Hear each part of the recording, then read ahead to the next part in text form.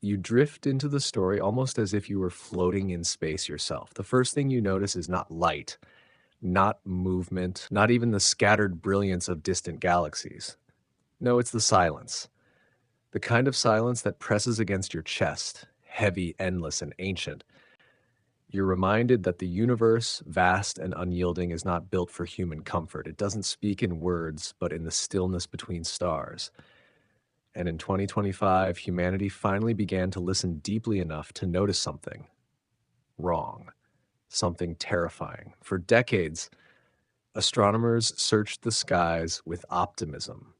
Radio telescopes scanned the heavens for whispers from intelligent life. Space probes mapped planets, moons, and asteroids. Particle accelerators smashed matter to understand the tiniest building blocks of existence. But you know deep down that the universe does not reveal its secrets cheaply. It waits, it lures curiosity, and when it finally responds, it does so with revelations that can shake the human soul. The discovery of 2025 began not with a burst of light or a sudden explosion, but with an absence. A survey of distant galaxies, billions of light years away, revealed something eerie. An entire sector of the cosmos stretching across unimaginable distances was gone. Not dim, not shrouded, not hidden behind dust or warped by gravity. Gone, as if erased by an invisible hand. You picture it in your mind, a cosmic map of galaxies, dots scattered like glitter across a black sheet. And then suddenly, a wound in the fabric of reality, an enormous patch of emptiness where galaxies should have been. It wasn't just one or two missing spirals. It was millions. A cosmic silence written in the language of light. Scientists were baffled at first. Perhaps it was an error in the instruments, perhaps dust clouds had blocked the view, or maybe in some strange trick of physics, light from those galaxies hadn't reached Earth yet. But the deeper the telescopes peered, the more undeniable the truth became. The void was real, and it was growing. Here's the terrifying part. This wasn't just an empty region like the known cosmic void scattered across the universe. No, this was different. Galaxies had once been there. Ancient light from them had already been cataloged in older surveys. Stars, clusters, entire systems had existed. And now, nothing. Nothing. Their light no longer arrived. It was as if they had been unmade, erased not just from the present, but from the very memory of time itself. You shiver because you realize what this means. For the first time in history, humanity had witnessed something larger than a supernova, stranger than black holes, and more horrifying than dark energy. Something with the power to not just consume, but to delete. Imagine standing on a cliff and watching a horizon vanish, piece by piece, not into mist, not into shadow, but into nothing. That's what astronomers faced when they compared sky surveys across decades. A cosmic erasure was underway, and no one could explain it. Panic? No, not yet. The scientists did what they always do. They searched for answers. Theories emerged, each more unsettling than the last. Some argued that this was evidence of a new kind of dark matter collapse, something that shredded entire galaxies into invisible dust. Others suggested the universe itself was rewriting its own laws, peeling back existence like paper curling into flame. And then there were whispers of a more chilling idea, that something out there was actively removing them. Something vast, something deliberate. You lean closer, feeling your pulse quicken, because deep in your gut, you know the truth about discoveries like this. They don't just change science, they change perspective. They change what it means to be human in an indifferent cosmos. And the year 2025 had finally brought a revelation too large, too silent, too terrifying to ignore. For now, though, you float in that silence with them. You imagine astronomers staring at their screens, data streaming in, the realization slowly dawning that the sky itself was betraying them. The familiar constellations were still there, the nearby stars untouched, but the deeper view, the one that reached billions of years into the past, was unraveling. The first official announcement was cautious. Anomalous disappearance of deep field galaxies, they called it. Dry, clinical. But behind closed doors, the conversations were far less controlled. What if the universe was collapsing from the outside in? What if existence was not permanent, but temporary? A flickering film that could burn out reel by reel. And here you sit, a witness in words to the greatest and most terrifying discovery of the modern age. You don't have answers. None of us do. But you can feel it, like a cold draft in a dark room, the sensation that something vast and unknowable has stirred. As the world read the headlines, some dismissed it as exaggerated science. Others turned to faith. But for those who truly understood, who had traced the vanishing galaxies with trembling fingers across the star maps, it was a quiet apocalypse. The universe had spoken, not with explosions or warnings, but with silence. And silence, as you're beginning to realize, is sometimes the loudest sound of all. Section 1 complete, 1,060 words. You remember the morning the headlines broke. It wasn't delivered with cinematic thunder. It didn't scream from the news like the first moon landing or the announcement of gravitational waves. No, it arrived quietly, tucked between political disputes and economic forecasts. A whisper of cosmic terror disguised in sterile scientific language. Deep field anomalies confirmed. Evidence of galaxy scale disappearance events. At first, you didn't know what to make of it. Ordinary people didn't. Most brushed it aside. After all, galaxies billions of light years away don't sound urgent. They don't pull on the same emotional chords as a hurricane or a wildfire or a collapsing stock market. They feel too far away, too abstract, like characters in a storybook you'll never meet. But for those who understood, the astrophysicists, the cosmologists, the quiet night watchers who had spent lifetimes staring into telescopes, this was not distant. It was immediate. It was a cosmic alarm bell ringing in frequencies most of humanity couldn't hear. You picture a scientist in her office, glasses slipping down her nose, staring at data that refuses to make sense. She mutters to herself, replaying the numbers, comparing star charts from decades apart. And every time the same realization: something is missing, something enormous. And it's not just missing, it's been erased from every trace of light it ever sent. Soon the whispers turned into arguments. You imagine entire conference halls buzzing like disturbed hives, physicists slamming equations onto projectors, voices rising, theories colliding. Some argued it was a data error, others swore it had to be a new cosmic force. A brave few suggested it might even be intelligence at work, a concept most refused to say aloud because the words themselves felt dangerous. Meanwhile, the public began to notice. Blogs and forums lit up.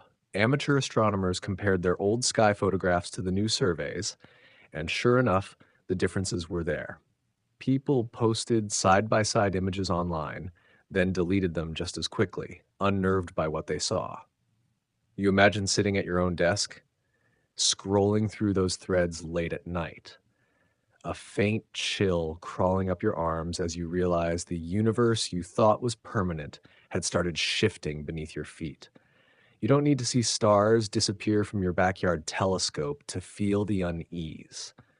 Just knowing it's happening is enough. Governments responded in predictable ways: cautious statements, promises of further research, reminders that there is no imminent danger. But their tone betrayed something else. You can hear it if you listen closely. The tremor in carefully chosen words, the pauses before answers, the subtle avoidance of the biggest questions. Because deep down, everyone wondered the same thing. If galaxies could vanish out there, what about here? You feel that question settle heavy in your stomach.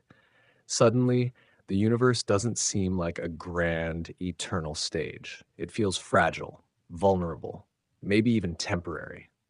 Religions responded differently. Some seized on the news as validation, proof that creation could be undone at any moment by forces beyond comprehension. Preachers warned that the erasure was divine judgment written in the sky. Others saw it as symbolic, a cosmic reminder of impermanence, a lesson that even galaxies are fleeting in the face of eternity. But whether through science, faith, or skepticism, the reaction had one common thread: unease. You could sense it spreading like ripples through human consciousness. For the first time in history, people began to collectively feel that the stars themselves, the ancient steady backdrop of existence, could not be trusted. And still, the scientists dug deeper. They looked for patterns. Were the disappearances random, or did they follow a design? At first, the data was chaotic, like scattered puzzle pieces, but gradually, hints began to emerge. The vanishing wasn't isolated. It appeared to be spreading outward from certain focal points, like circles rippling on the surface of a pond. That detail changed everything, because ripples suggest cause. Ripples suggest force. Something, some event or entity had started this process. And it was still happening. Theories grew darker. Maybe it was the birth of a new cosmic phenomenon, a kind of negative supernova that unmade rather than created. Maybe it was the breakdown of physical law, the unraveling of space-time itself. And in hushed conversations, always at the very edge of scientific circles, another idea persisted. Perhaps it wasn't natural at all. You lean in closer now, heart quickening, because you know that when humanity first considered black holes, they sounded absurd, monsters that swallowed even light. And yet, they were real. You wonder, what if this new discovery was something far worse? A presence not satisfied with bending space, but with erasing existence itself. The thought spreads quietly through late-night research labs and internet forums. What if we're next? And it's not just paranoia. You can feel the weight of that possibility every time you look up at the night sky. What if one day you raised your eyes to Orion or Andromeda and they simply weren't there? What if the sky you've known since childhood could betray you piece by piece until nothing remained but silence? By the end of 2025's first quarter, the world had changed. Scientists kept searching, politicians kept calming, preachers kept warning, but ordinary people, you included, began to dream differently. Nightmares of fading stars, of skies collapsing like torn fabric, of waking to find the universe itself missing. You realize this is not just science anymore. It's something deeper, something primal. Humanity has always told stories of monsters, of gods, of endings. And now, for the first time, the ending might not be a metaphor. It might be written in the stars themselves. And you know this is only the beginning. Section 2, complete 1,150 words. Keep scientists awake at night. You sit at the edge of your chair as the story deepens, because now the silence has been broken by speculation. And speculation, when it comes to the universe, is rarely comforting. The astronomers, sleepless and pale under fluorescent lights, began to speak openly of the unthinkable. In 2025, the human race had stepped into territory where even seasoned scientists whispered their ideas rather than declared them. You can imagine the rooms.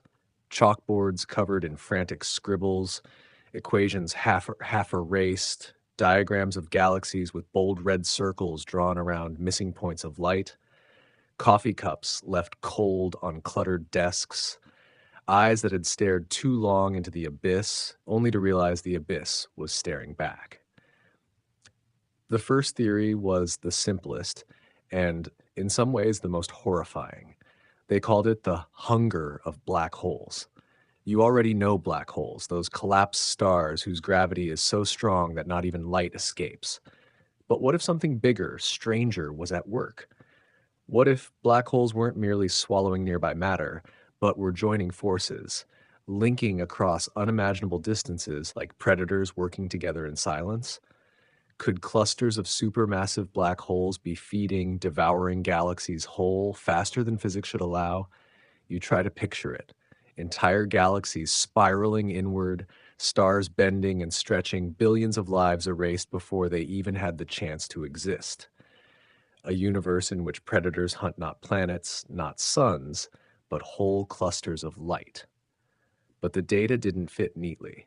If black holes were feasting, you would expect radiation, jets of energy, gravitational ripples tearing through space-time. Instead, the void was quiet. Too quiet. Not a scream, not a ripple. Just absence. So came the second theory, the one that sent chills even through those who had devoted lifetimes to mathematics and reason.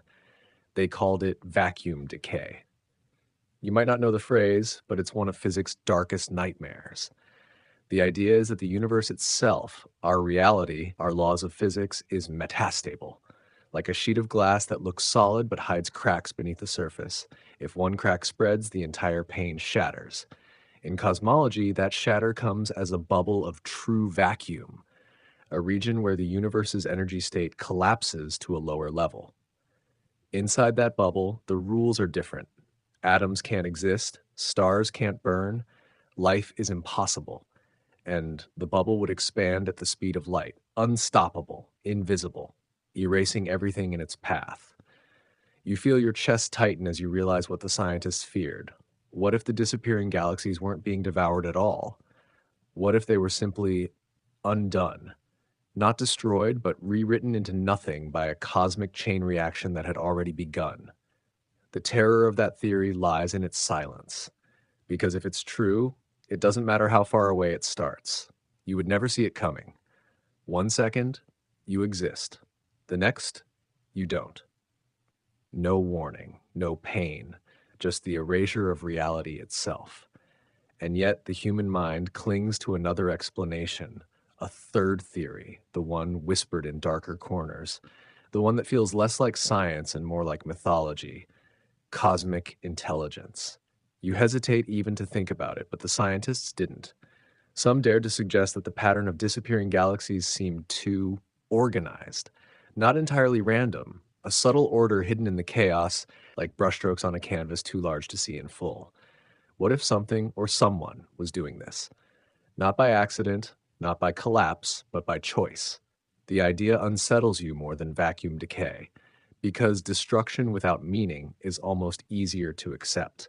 But an intelligence capable of erasing galaxies, entire civilizations, entire histories, suggests a power beyond comprehension.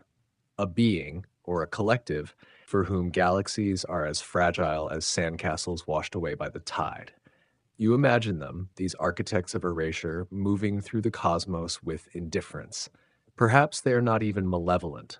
Perhaps to them this is housekeeping, pruning the garden of creation. Or worse, perhaps it is deliberate, a test, an extermination, a kind of cleansing far beyond human morality.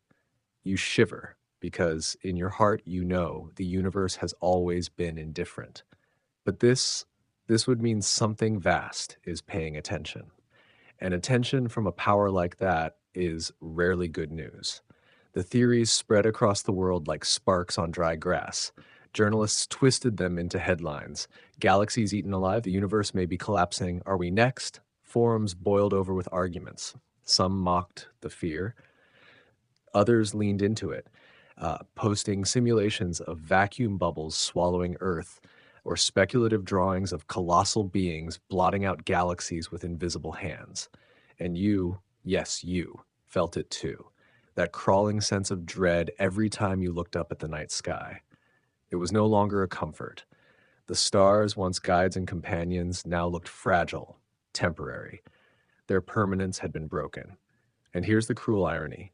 No matter which theory you preferred, none were safe. If it was black holes, then predators lurked in the dark, feeding silently on light. If it was vacuum decay, then existence itself was a ticking time bomb with no escape.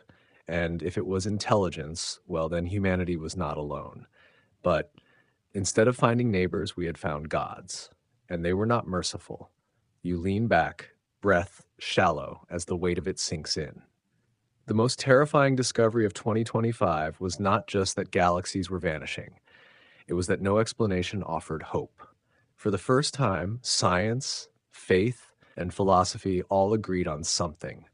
The universe had revealed a shadow of itself, and it was darker than anyone had ever imagined.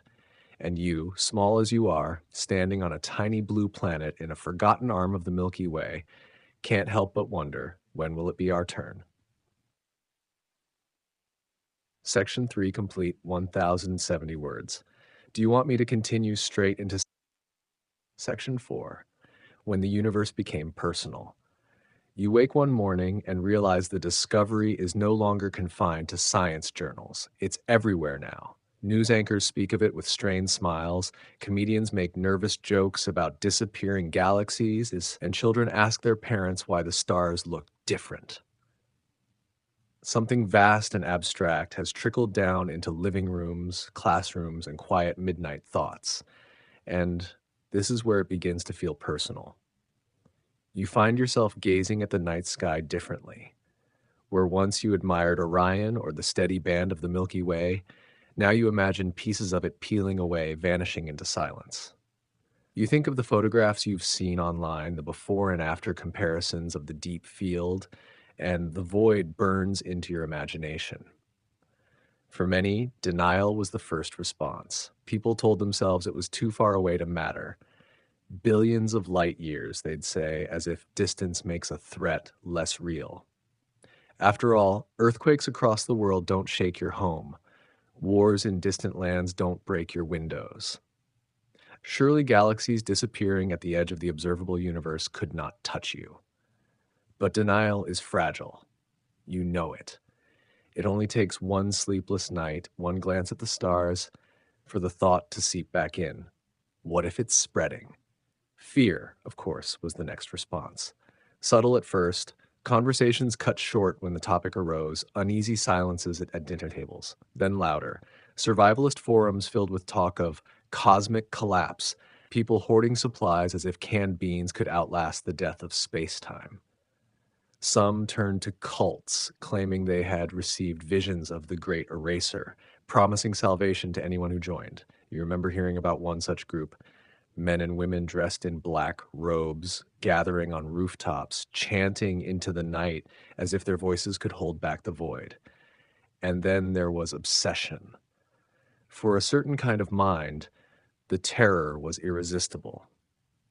Amateur astronomers flooded online communities with frantic observations, trying to catch the next galaxy in the act of disappearing. Artists painted surreal skies with gaps torn open like wounds. Writers filled pages with apocalyptic fantasies.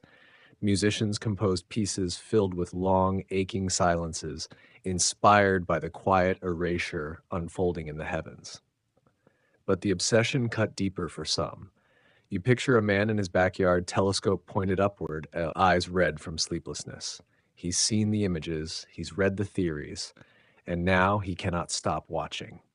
Every clear night, he scans the stars, desperate to catch one flicker, one moment of cosmic betrayal.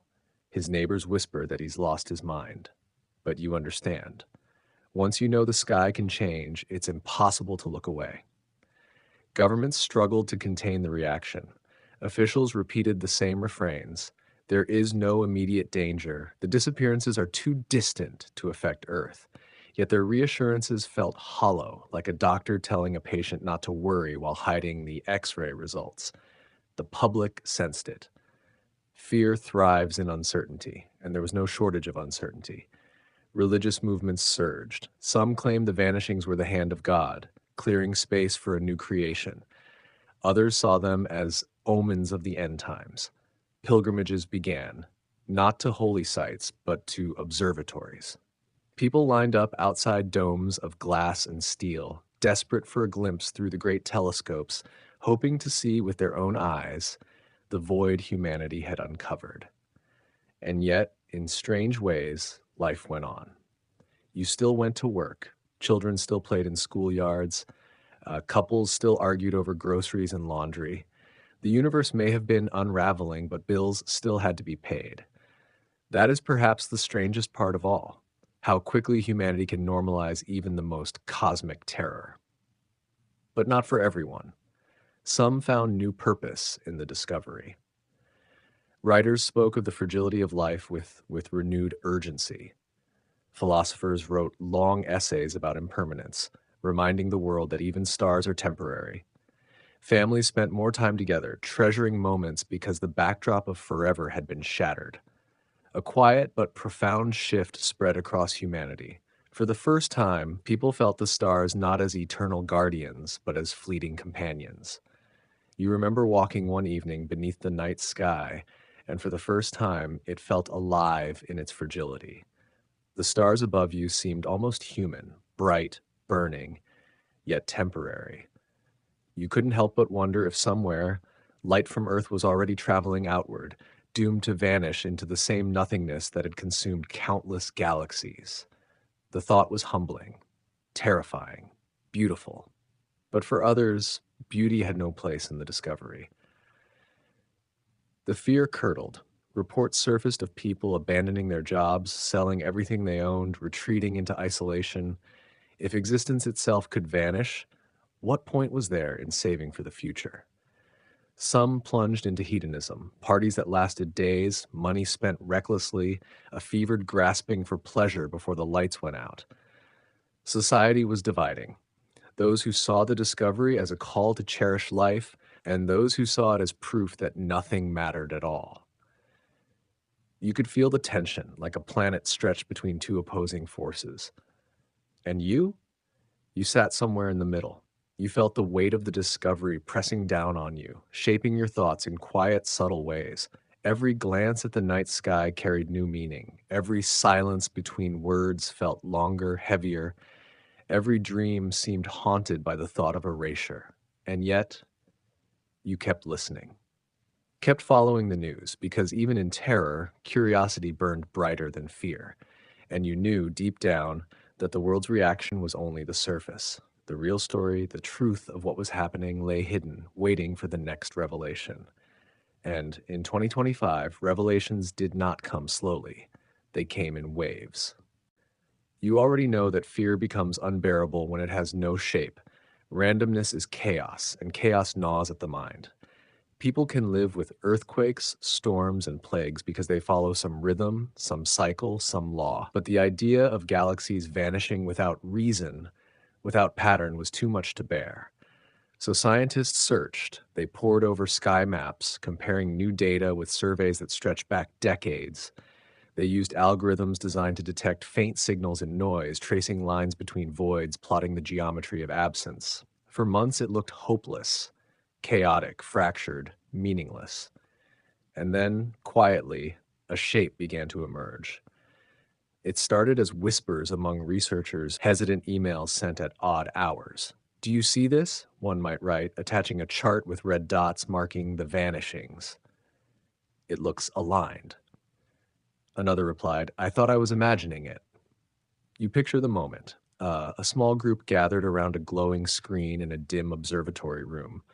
The galaxies that had disappeared weren't scattered randomly. They seemed to cluster along faint lines, as though following trails through space. Not natural trails, no gravitational filaments, no expected structures. Instead, they formed arcs and curves that defied cosmological models. The more data arrived, the clearer it became. The erasures were moving outward, not in all directions, not everywhere at once. They spread along pathways like ink soaking into paper or roots tunneling through soil. And when those lines were extended far enough, they intersected, converged, formed shapes. You lean forward now because this is where it gets unsettling. When astronomers drew the maps across the cosmic void, they realized the pattern wasn't random at all. It resembled geometry. Vast, incomprehensible geometry, written across billions of light years. Some compared it to spirals, others to latticework. A few even whispered of symbols. Not words, not alphabets, but the suggestion of intention. The disappearances seemed to trace something, something too vast to fully perceive, but present all the same. The thought spread like wildfire. What if the void is drawing? Theories spiraled again. Was it a natural phenomenon, the universe itself writing patterns into its own fabric? Or was it something else? Something using galaxies as ink, erasing them to sketch a message no human was meant to read? And here's the part that unsettled even the bravest minds. The geometry wasn't static. As more galaxies vanished, the lines shifted, extended, sharpened, like a sketch being refined, like something still working patiently across cosmic scales. You can imagine the late night debates, voices rising in tension. This is evidence of intelligence. No, it's just emergent geometry from gravitational collapse. Emergent? Don't you see the precision? The data was undeniable. Patterns don't lie. And so the question that had haunted humanity since the first star was named now returned with a new and terrible weight. Are we alone? You feel your pulse quicken because the possible answers are both terrifying. If we are not alone, then something powerful enough to erase galaxies is at work. If we are alone, then the universe itself is unraveling with intentionless cruelty. Either way, the comfort of randomness was gone. There was shape now, there was direction. The public caught on quickly. Images of the cosmic map leaked online, showing faint arcs across the sky where galaxies had once been. Conspiracy theorists declared it proof of alien megastructures. Religious leaders proclaimed it divine writing, the hand of God inscribing prophecy into the heavens. Artists embraced it, painting vast murals of the cosmos stitched with glowing, vanishing lines. But for you and for those who followed closely, the feeling was more intimate. The night sky was no longer an infinite scatter of light. It was a canvas where something unseen was still at work. Some found comfort in the idea. It meant there was order, purpose, design. But you couldn't shake the unease, because purpose implies will, and will implies danger. You imagine staring through a telescope one evening, tracing those faint lines of absence, and suddenly realizing it's pointing somewhere. The erasures weren't just spreading, they were converging. Slowly, inevitably, they seemed to aim toward something. And the dreadful question whispered across observatories and online forums was this: toward us? No one dared answer aloud. Not yet. The data was incomplete, the geometry uncertain, but deep down, you feel it. That quiet suspicion tightening in your chest. That the pattern, if followed long enough, might not stop in distant galaxies. That one day it might reach this corner of the Milky Way, where Earth drifts silently around its small, ordinary star. And so, the discovery of 2025 was no longer just about vanishing galaxies. It was about direction, about intention, about the possibility that the cosmos itself was a message or a weapon. You look up at the night sky now and it feels different. No longer scattered chaos, no longer infinite mystery, but something alive, something moving, something writing. And the question you can't silence, no matter how many reassurances scientists offer, is simple and chilling. Who or what is holding the pen? Section 5 complete, 1070 words. Would you like me to continue directly into Section 6, where we explore how this geometric pattern sparks both hope and dread, some seeing it as a message, others as a threat? The sky that betrayed you. You look up at the night sky and it feels different now. Once, it was a blanket of quiet comfort, dotted with stars that twinkled like distant lanterns, guiding sailors and dreamers alike. But after 2025, the stars are no longer just stars to you. They are warnings. They are reminders that the universe is not a cradle, but a battlefield of unimaginable forces, and you can't unsee what was discovered. For centuries, humanity believed the universe was mostly predictable. Stars were born, they lived, they died. Black holes swallowed matter and warped time. Galaxies collided in slow motion ballets. It all seemed majestic, but far away. Grand theater on a stage where Earth was only a distant spectator.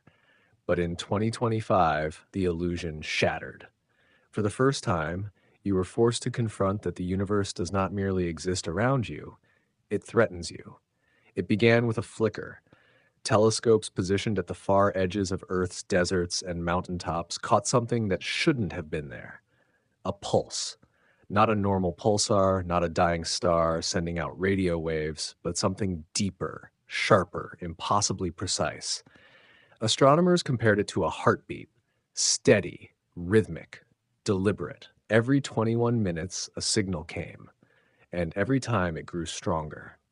You remember the first headlines: astronomers detect mysterious universal beacon. The world laughed, of course. Some thought it was aliens, others called it another fast radio burst, the kind scientists had studied for years. But then, as the weeks passed, the pattern became undeniable. This wasn't noise. It wasn't chaos. It was order. The cosmos itself seemed to be speaking. You can still feel the chill when the truth came out. The signal wasn't random at all. It carried information, encoded, layered, buried within the waves. Scientists described it like an ancient drumbeat resonating across spacetime, announcing something immense. When the data was decrypted, the message was horrifying in its simplicity. A map. A map pointing directly to us. You froze when you heard that on the news. A map spanning billions of light years, if pointing unerringly to the exact location of Earth. No explanation, no request. Just a cosmic arrow, a pulsing signature saying, "Here you are." For the first time, you realized the universe wasn't vast and empty. It was watching. The debate ignited like wildfire. Were we being contacted? Were we discovered by something older, something patient enough to wait billions of years before speaking? Or worse, were we being marked like prey, outlined against the backdrop of stars? Governments demanded answers. Scientists begged for calm.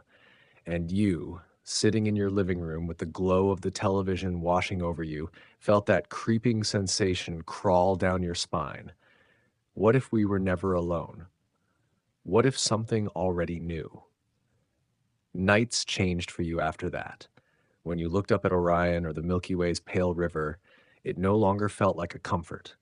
It felt like an audience. You couldn't shake the feeling that behind one of those tiny pinpricks of light, something was staring back. The discovery forced humanity to confront a terrifying reality. Signals like this don't just happen. They require power, unimaginable power.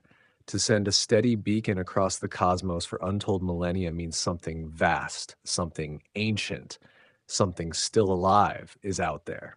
And its first act was to point the universe to you. You told yourself it was probably nothing. Maybe a natural phenomenon, maybe a pulsar glitching in a way we didn't understand. But deep inside, you felt it, an instinct older than civilization. The same instinct that once made your ancestors huddle around fires, terrified of eyes lurking in the dark. Something in your bones whispered, "This isn't natural. This is a predator's call." The official statements tried to soothe the world. No evidence of danger, they said. A fascinating anomaly, they insisted. But their eyes betrayed them. The astronomers who spoke on camera looked pale, shaken, their voices trembling as they repeated their lines. You knew then that they were hiding something, something they couldn't yet share, and they were right to be afraid. Because soon the heartbeat changed. The 21-minute pulse shifted into something more complex. It began to stretch, twist, evolve like a voice learning to form words. The encoded patterns were no longer just coordinates. They began to shape into warnings, into symbols we barely understood. Scientists claimed it was mathematics, the one true universal language. But when the translations were attempted, the results made your stomach knot with dread. It wasn't just saying, "Here you are." It was saying, "Here we come." That's the first section, 1,050 words approx, target when fully expanded. Do you want me to continue rolling out section 2 immediately? Section 2, when the signal turned into a voice. You remember the night it happened. The heartbeat, once predictable and almost soothing in its rhythm, suddenly stretched as if the cosmos itself inhaled. Then came the shift. No longer just a pulse, now it was a voice. Not a human voice, not anything familiar, but a pattern of sound so deliberate, so chilling in its construction, that you felt your chest tighten the first time you heard the raw playback. It wasn't random static. It wasn't nature. It was intention. For weeks, astronomers had been monitoring the repeating signal from the Australian desert, the Chilean Atacama, and the mountains of Hawaii. The array dishes pointed skyward, their giant metallic arms catching whispers older than Earth itself. They logged each pulse, each echo, each strange fluctuation. Then, on a night in late March 2025, the steady heartbeat warped. At first, they thought it was interference, a satellite glitch, some piece of man-made noise bouncing into the receivers. But then it repeated, exactly with mathematical perfection. A sequence of tones arranged not by chance, but by design. The room of tired astronomers grew silent. You can imagine them staring at their screens, realizing what they were hearing: structure. And then the data scientists decoded it. What emerged wasn't comfort, it wasn't welcome, it wasn't even neutral. The voice, if you could call it that, spoke in numbers, ratios, primes, equations. And inside those equations was a pattern humanity could not misinterpret: velocity, time. The signal was not just pointing to us, it was calculating how long it would take to arrive. That was when the panic began. You remember the news cycle, don't you? Endless panels of experts debating. Some insisted it was nothing more than a cosmic coincidence, a natural quirk of physics mistaken for intelligence. Others, those with trembling hands and voices that cracked mid-sentence, warned that we had just heard the equivalent of a predator announcing its hunt. The public response fractured. Some people embraced it as proof of life beyond Earth. They celebrated, throwing first contact parties under city lights, chanting that humanity was finally part of a galactic community. But others, like you, felt something colder creeping in. Because what kind of intelligence sends a signal across billions of years with such precision? What kind of entity invests that much energy not to communicate, but to announce movement? Governments stayed silent at first, but silence itself is a form of admission, isn't it? When the United Nations finally issued a statement, it was brief, clinical, almost mechanical. There is no cause for alarm. Ongoing analysis suggests no immediate threat. But when pressed, they refused to release the deeper data, the models, the projections, the true nature of the decoded equations. And that silence was louder than any reassurance. You sat in your living room again, the TV flickering. But now, your eyes kept drifting to the window, to the night sky, to the stars that seemed suddenly closer than ever. It was irrational. You knew whatever was out there was unimaginably distant, and yet your instincts screamed. The way your ancestors once feared thunder or the gleam of eyes in the brush, you feared those stars. Because now they were no longer silent. They were whispering promises of arrival. What unsettled you most was the timeline. That detail leaked weeks later, hidden in obscure online forums, published by anonymous sources who claimed to be insiders. If their data was accurate, the velocity calculated within the signal wasn't infinite. It wasn't faster than light, as science fiction had always promised. It was slower, real, achievable, terrifyingly so. Something was moving, something massive, steady, patient. It had been moving for longer than humans had existed, and by the calendar of the cosmos, its arrival was soon. That word hung in your mind like a shadow: soon. The terrifying part? Soon didn't have to mean tomorrow or next year. Soon could mean 1,000 years, 1,000,000 years. But the signal wasn't meant for your comfort. It wasn't written for your reassurance. It was written like a countdown, carved into space-time itself, so that anyone who could read it would know. The path is set, the destination is certain, and that destination is here. You wondered then, what kind of being has the patience to move across galaxies for epochs upon epochs, never straying from its trajectory? Humanity has barely existed long enough to map the stars. Civilizations rise and collapse in the span of centuries.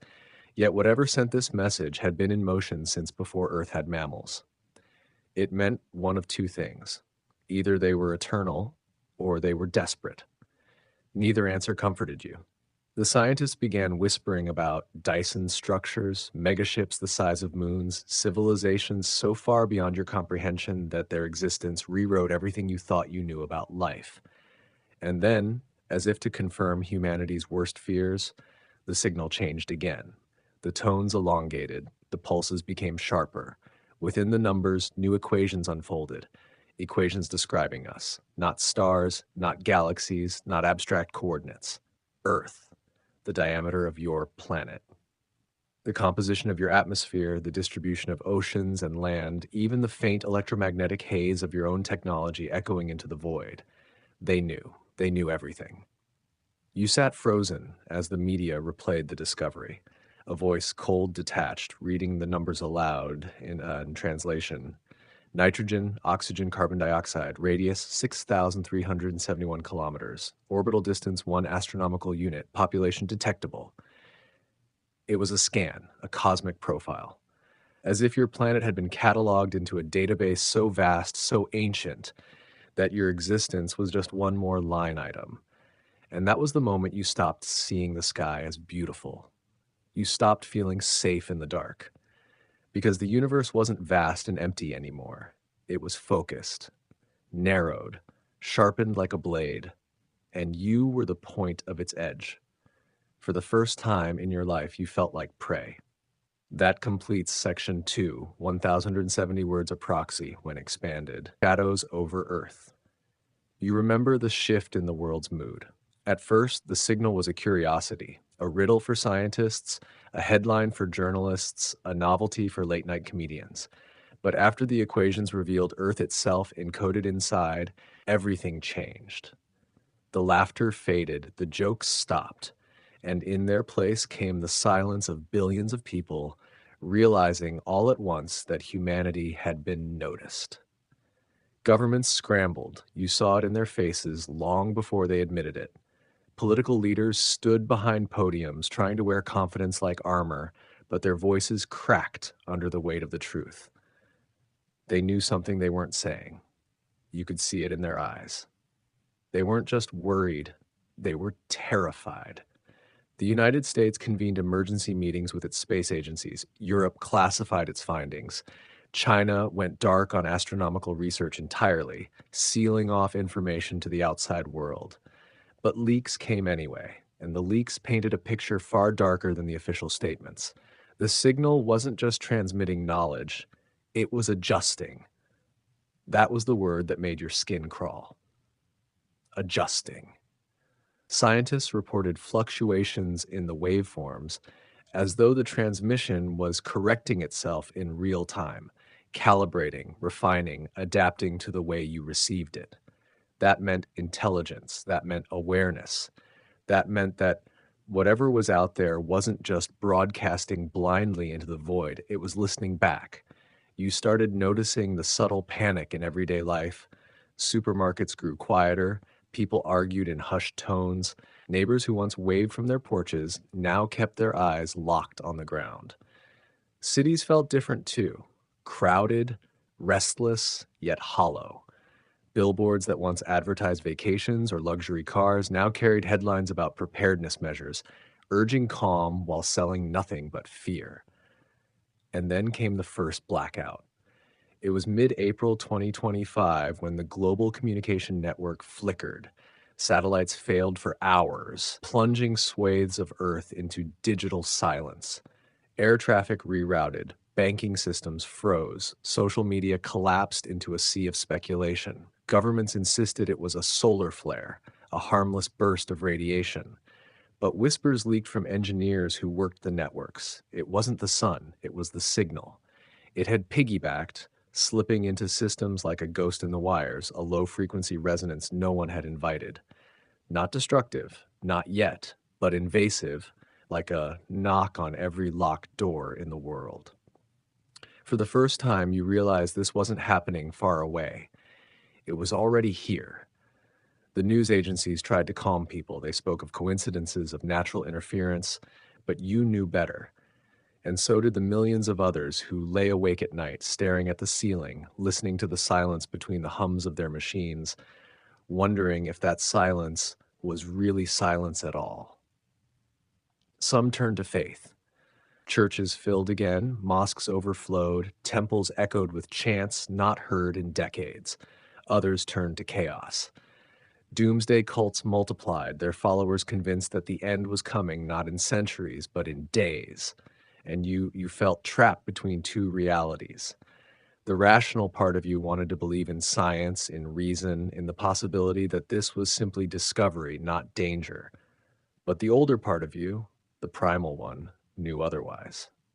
Because predators don't announce themselves unless they're confident.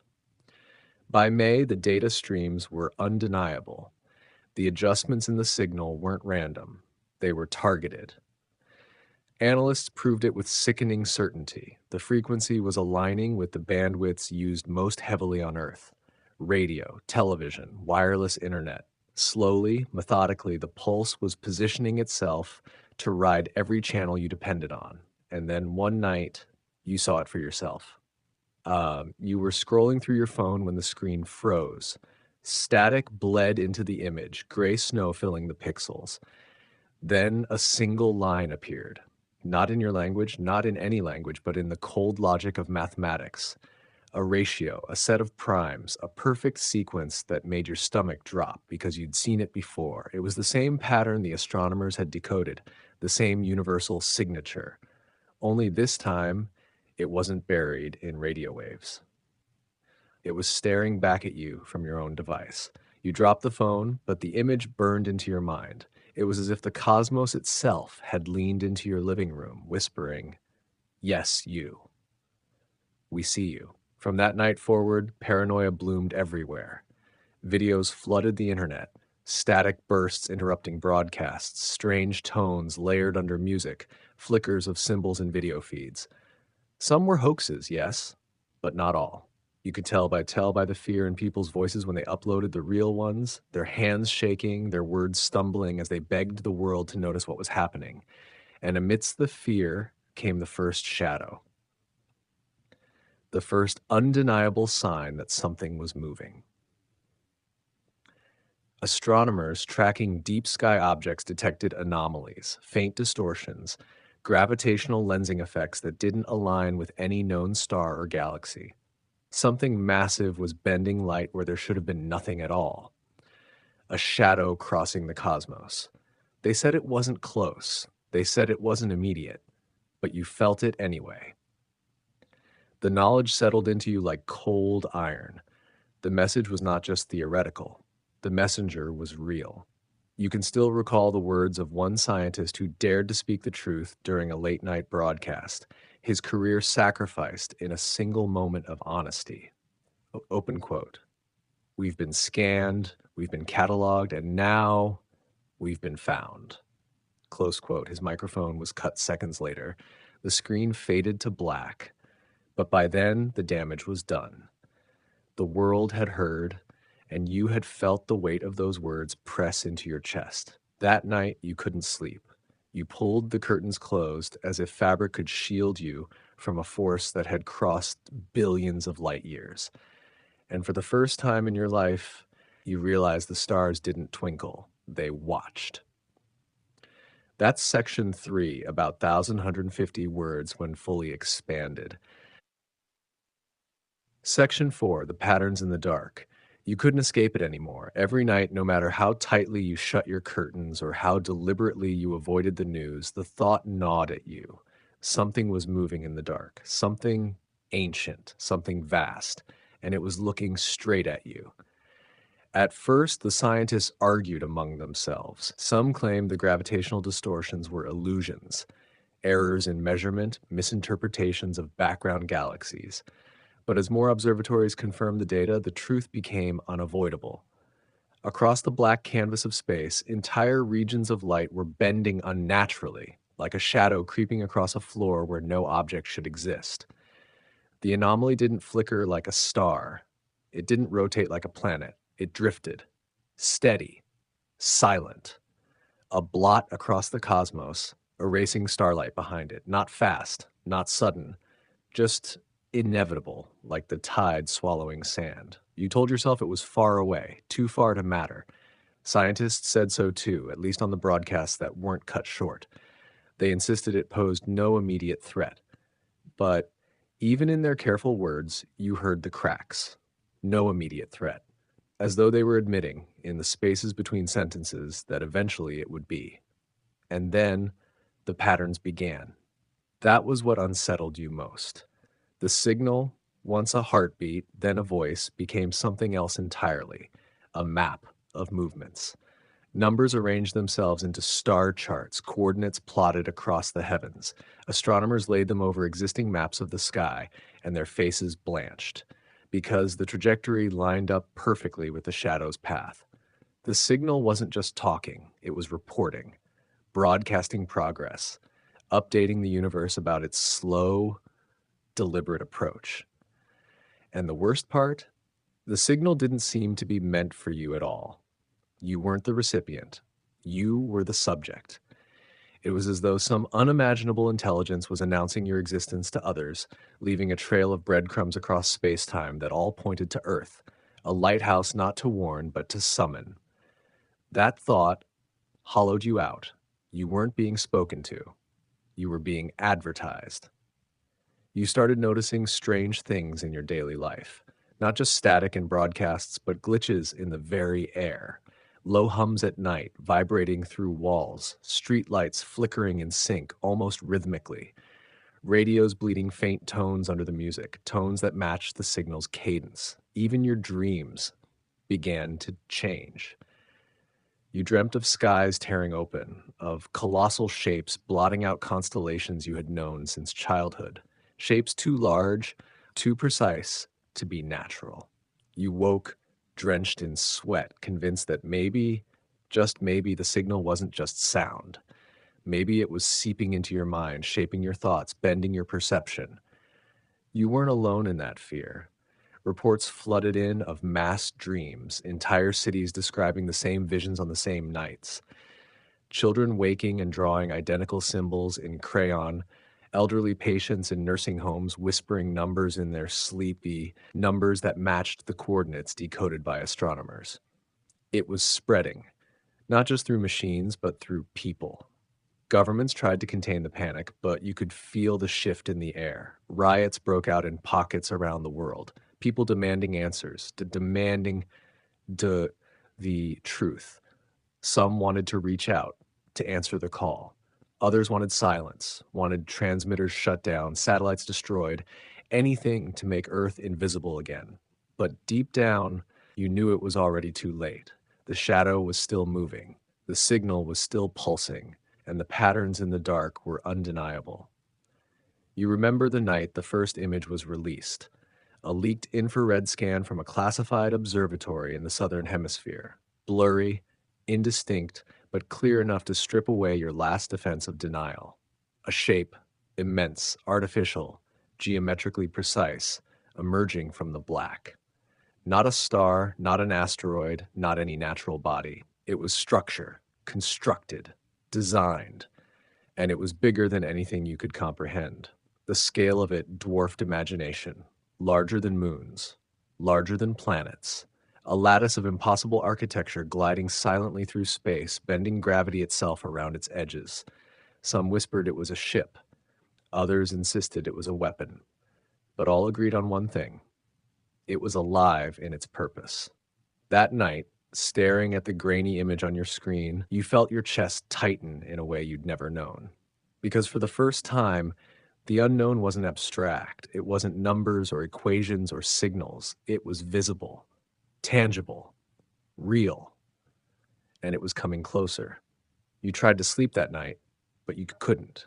Every time you closed your eyes, you saw the structure growing larger against the void, blocking out constellations, swallowing the familiar sky piece by piece. You thought of your ancestors, staring up at the night in fear of storms, comets, eclipses, phenomena they didn't understand, but that you now could explain. But this had no explanation that comforted you. This was intelligence. This was intention. And for the first time in human history, you realized the stars weren't silent. They were hunters. And you were the hunted. That's section 4, around 1,060 words when expanded. Section 5, the silence before the panic. You remember how strange it felt, the way the world slowed down before it truly unraveled. It wasn't chaos at first, it was silence, as though humanity collectively held its breath, waiting for the next pulse, the next leak, the next confirmation that this wasn't all some elaborate mistake. The image of the shadow, the impossible structure, spread across the world in hours. First leaked in obscure forums, then plastered across every headline, every newsfeed, every glowing screen. People stared at it for minutes at a time, trying to convince themselves it was fake. A trick of data, a hoax. But deep down, you knew the truth.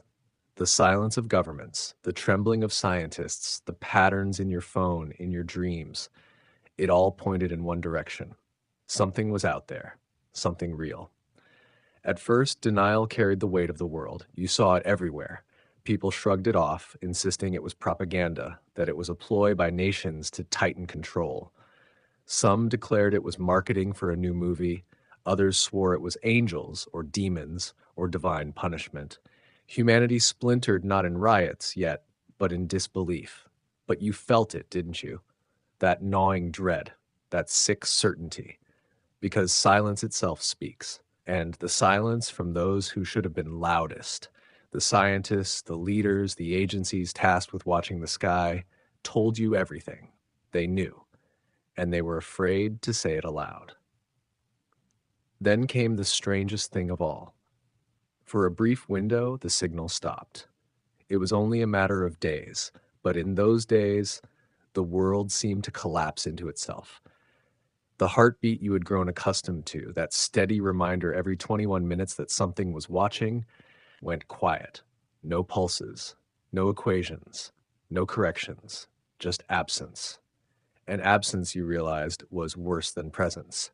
People began to panic in subtle ways. Markets trembled. Power grids flickered under sudden surges of use as if millions decided all at once to stockpile, to prepare, to hide in their own small ways. Stores were stripped bare of canned food, bottled water, batteries.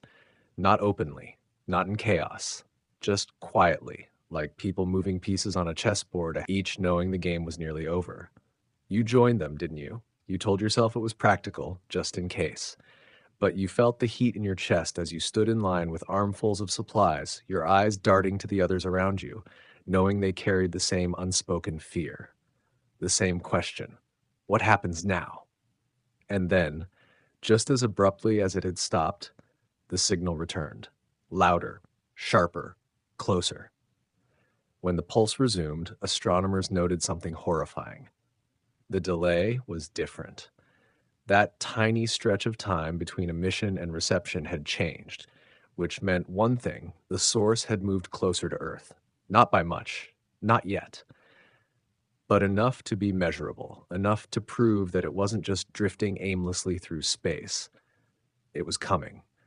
The panic was no longer quiet. Riots broke out in major cities. You saw videos of crowds tearing through streets, some looting stores, others burning symbols of governments they no longer trusted. Religious leaders declared the end times. Some cults demanded sacrifice, others urged surrender to whatever intelligence had marked you. They are gods, they shouted. They have chosen us. But you knew better. Gods inspire awe. Predators inspire dread, and what you felt was not awe. It was the same feeling your ancestors must have felt when they first saw shadows moving just outside the firelight. Some nations tried to prepare militarily. You watched as rockets launched in hurried succession, new satellites flung into orbit, weapons aimed skyward as if metal and fire could stop something that had already crossed light years. But it all felt desperate, naive, like children raising sticks against a storm. You remember the day the United Nations assembled in emergency session. Broadcasts showed leaders seated in silence, their faces pale, their eyes tired. They argued, of course, about protocols, about responses, about whether to send a signal back. But when the vote came, the result chilled you. They chose silence. No response, no greeting, no acknowledgement, just silence, as if refusing to speak could make you invisible again. But you knew it was pointless. The shadow was already moving, the patterns were already updating, the signal already knew, and then came the whispers of something worse, a second signal. It was weaker, buried beneath the first, almost lost in the static. But when decoded, it didn't point to Earth. It pointed elsewhere, to another world, another star system, and the data revealed something horrifying. Its atmosphere stripped, its oceans gone, its surface scorched and broken. A grave. You sat frozen as you heard the scientists debate whether that second signal was a warning or a report. But deep down, you knew the truth. It wasn't warning you. It was cataloging, recording what happens when the shadow passes. And suddenly, Earth didn't feel like home anymore. It felt like the next entry in a list that had been written long before you were born. The silence before the panic was over. Now, there was only fear. That's section 5, about 1,080 words when fully expanded. Section 6, the world that tried to deny the sky. You remember the split. It wasn't a clean fracture, not at first, but it widened with every passing day until the world itself seemed divided into two realities: those who believed the signal and those who refused. The believers were everywhere. Scientists, yes, but also ordinary people. Farmers who stared up at the sky while working their fields, feeling the weight of something watching them. Children who sketched the shadow in crayon, drawing latticed shapes they couldn't have known. Entire communities gathering at night, not to pray, but to watch, waiting for the next pulse to ripple through their devices. They accepted it, even feared it, but they didn't doubt. Then there were the deniers, loud, furious, desperate. They shouted that the signal was a fabrication, a weapon of fear created by governments to control the masses. They mocked the scientists, calling them liars, opportunists, traitors. They filled the airwaves with declarations that humanity should stop looking up, stop believing, stop being manipulated. But beneath their anger, you saw something else: fear, not the cold dread of awareness, but the fragile panic of those who would rather believe a lie than face the truth. You found yourself caught between them. You wanted to believe the deniers, wanted to sink into their certainty that it was all a trick. But when the next pulse rolled through, shaking your phone screen, making the lights hum, filling the night with that low vibration that seemed to come from nowhere and everywhere, you couldn't deny it. The truth was in your bones. And so the factions grew. Governments fed the fire with their secrecy. They locked away the deepest data, sealed observatories, silenced whistleblowers. You watched as live feeds from telescopes went offline, replaced by bland messages about technical difficulties. The sky, once free for all to see, was now hidden. And the more they hid, the more the deniers shouted, the more the believers panicked, the more the world unraveled. In some places, people turned inward. Families barricaded homes, building bunkers in basements, hoarding supplies. In others, crowds turned outward, demanding answers in the streets. Protesters filled city squares with signs that read, "Tell us the truth and we will not be silent." And then there were the cults. You'd seen strange beliefs before, people who clung to end times prophecies or whispered about secret alien watchers. But this was different. This was global. Dozens of movements rose overnight, each declaring the signal as proof of their vision. Some preached salvation, that the shadow was a test, that Earth would be lifted into a higher existence. Others promised damnation, that the shadow was judgment, that only the faithful would survive. And a few promised welcome. Those were the ones that chilled you most. You saw footage online of people gathered in deserts, cities, forests, raising lights toward the sky, chanting in unison, broadcasting their own signals, begging to be taken. They painted their homes with symbols that matched the ones hidden in the pulse. They spoke in strange rhythms, mimicking the heartbeat of the signal itself. As though they weren't afraid of being prey, they wanted to be chosen. Meanwhile, the shadow crept closer. Astronomers still released data when they could, smuggled out through hidden channels. The structure, if that was even what it was, had shifted again. Still distant, still beyond reach, but measurably nearer. Its gravity left scars in the light of passing stars, bending them like glass under pressure. And every time the shadow moved, the signal updated, almost like a logbook, a record of progress. The deniers dismissed it all. They claimed the shadow didn't exist, that the images were fabrications, that the signal was an artifact of human error. But their voices shook now, even as they shouted. Their movements grew violent, desperate to drown out the gnawing possibility that they were wrong. And in the middle of it all, You sat in your own silence. You watched. You listened. You tried to make sense of a world that no longer felt like yours. Nights no longer brought peace, they brought questions. You wondered how long humanity could keep pretending it controlled its own fate. You remember one night in particular. A broadcast slipped through before being cut. An astronomer, his voice trembling, his face pale, spoke directly to the camera. Open quote, "The shadow is not random. Its movement is not chance. It is precise. It is intentional. And if you follow its trajectory, it leads directly here." Close quote.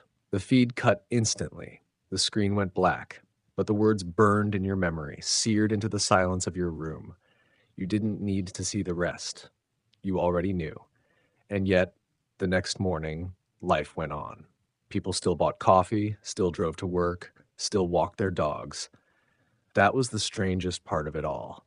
How normalcy clung to the world like a dying fire, as if ignoring the sky could somehow undo what had been discovered. But you knew the truth. The silence before the panic was ending. The world could only deny the sky for so long, and when the next shadow fell, denial would shatter, because you can only look away from the stars until the stars look back. That's section 6, about 1,070 words when expanded. Would you like me to move into section 7, the dreams that weren't section 1, the sky that betrayed you? You look up at the night sky, and for the first time in your life, it feels like the stars are looking back. There's no comfort in their glow tonight, no soothing sense of wonder. Instead, you feel watched, stared at, judged. The air in your lungs grows heavier as you realize something has changed, not in you, but in the way you see the universe itself. For centuries, you were told that the cosmos was silent, vast, empty, a cold, indifferent expanse where galaxies spun like frozen pinwheels and light drifted endlessly across the void. That belief was comforting, wasn't it? To imagine yourself as a tiny speck in an endless sea, unnoticed, irrelevant, safe in your insignificance.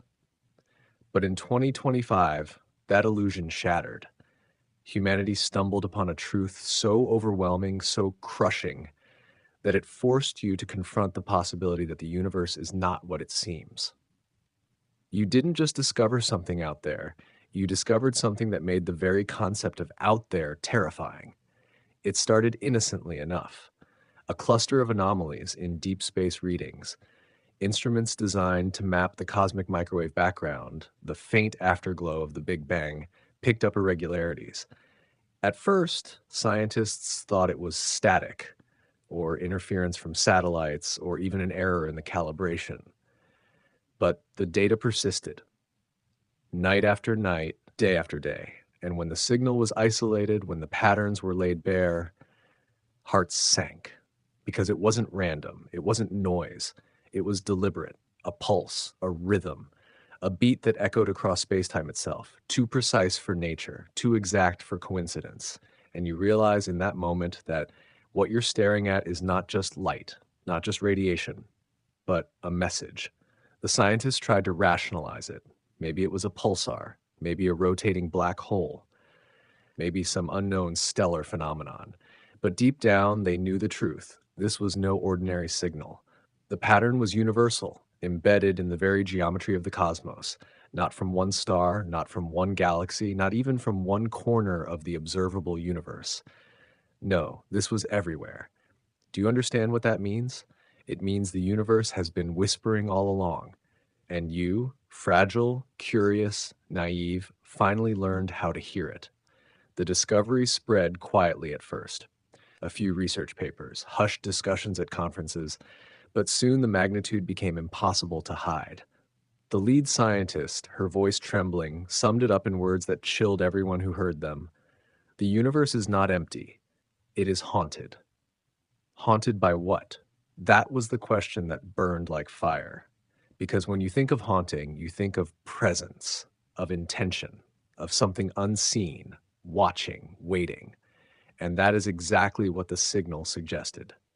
It wasn't directed at Earth. It wasn't meant for you specifically. It was bigger, infinitely bigger. It was written into the fabric of creation itself, as if whoever or whatever authored it wanted it to be unavoidable. The moment life anywhere grew advanced enough to notice, it would see it. It would recognize it. It would understand that it was not alone.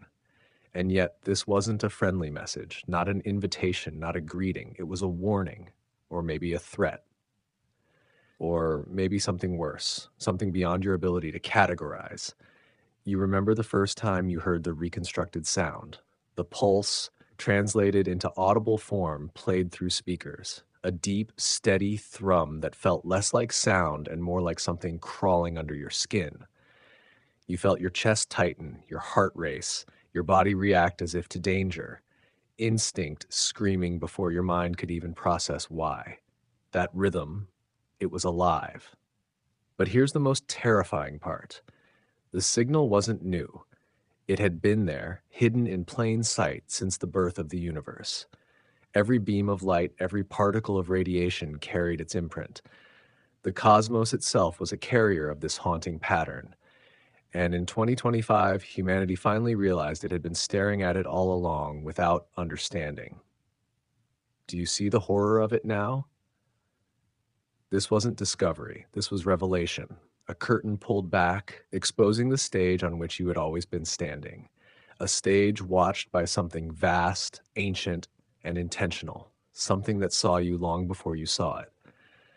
And tonight, as you stand beneath the stars, that knowledge weighs on you like gravity. The sky, once a source of wonder, has betrayed you. No longer a canvas of beauty, it is a reminder. A reminder that you are not the observer, you are the observed. And in that realization, your breath falters because you finally understand. The most terrifying universe discovery of 2025 isn't what you found. It's the fact that something found you. Section 1 complete. 1050. Section 2, the signal that shouldn't exist. You sit in the dark, the silence around you thick, but your mind is loud with questions. What was this signal? Who or what sent it, and why now? But the truth you soon learn is far more unsettling. It wasn't new, it wasn't sent now. It had been there all along, carved into the very structure of existence like a scar that was always present, waiting for someone to finally notice. Astronomers first treated it like a puzzle, a code, maybe, a cosmic riddle to be solved. They fed it into algorithms, broke it down into waveforms, stripped it into binary. Patterns emerged, repeating intervals, mathematical constants, ratios that didn't belong, prime numbers, the universal language of intelligence. You feel your skin prickle when you hear that, because primes are intentional. Nature can stumble upon them, yes, but not in this way, not strung together like beads on a necklace across galaxies. It felt deliberate, designed. And yet, there was no source, no star system broadcasting from deep space, no artificial satellite hidden among the stars. The signal came from everywhere and nowhere, from the cosmic background itself. Imagine it, the afterglow of the Big Bang, the oldest light in existence, wasn't just a relic of creation, it was carrying a message. You think about that for a moment and your chest tightens. It means whoever or whatever put this there had to be present at the beginning, present at the dawn of time, not millions of years ago, not billions, but all the way back when everything you know, the stars, the planets, the galaxies, hadn't even formed yet. Do you understand the scale of that? You're not talking about aliens in a spaceship, not explorers sending out radio beacons. No. You're talking about something that shaped the foundation of reality itself. Something so ancient that to call it civilization might not even make sense. This wasn't an act of culture. This was an act of engineering, cosmic engineering. And that realization crushes you because it means intelligence is not new. It is not rare. It did not evolve like you, struggling through chaos, clinging to survival. Intelligence, something vastly superior to yours, was here first, before galaxies, before stars, before life as you know it. The first scientists who grasped this went pale. Some refused to publish their findings, fearing ridicule or worse, panic. But the evidence grew impossible to deny. Independent observatories confirmed the same rhythm. Satellites orbiting Earth caught it. Deep space probes detected it. Even old data, decades forgotten, revealed the same haunting pulse, hidden in plain sight, ignored until 2025. And then came the most chilling discovery of all. When the signal was mapped, when its structure was reconstructed in 3 dimensions, something terrifying appeared. It wasn't random at all. It formed a lattice, a grid, a framework so massive it spanned the entire observable universe. Do you see what that means? It means the universe itself might not be free. It might not even be natural. It might be a kind of cage, a container, a system built with intention, with rules, with barriers. And the signal was the fingerprint of its maker. Your hands tremble as you imagine that lattice, invisible yet all around you, stretching across billions of light years. Not a human prison, not metal bars, not concrete walls, but a prison of physics itself. The constants you take for granted, the speed of light, the strength of gravity, the expansion of space, all of it could be the architecture of design. And you are the one trapped inside it. The question that burns in your mind is simple. Why? Why construct something like this? Why leave the signal inside it? Was it a warning? Was it a taunt? Was it an instruction manual? Or was it something far darker, a mark of ownership? A way of saying, this universe belongs to us. You feel your heart race as you remember the scientist's voice again, quiet but sharp. The universe is not empty, it is haunted. She wasn't speaking in metaphor, she was telling the truth. Something haunts the very laws of reality, something old, something immense, something still here. And suddenly you realize this isn't discovery, this is exposure. Humanity hasn't found something new, humanity has been found. The signal was never meant to be uncovered by accident. It was a snare, lying in wait for the moment a civilization climbed high enough to notice. And in 2025, that civilization was you. Your eyes rise to the stars again, but now they're different. They're not distant suns. They're not promises of exploration. They're bars of a cage you never knew existed, a cage you can never escape. And with that realization, a thought cuts through you like a blade, sharp, merciless, undeniable. Maybe the reason the sky has always felt so quiet isn't because no one else is out there.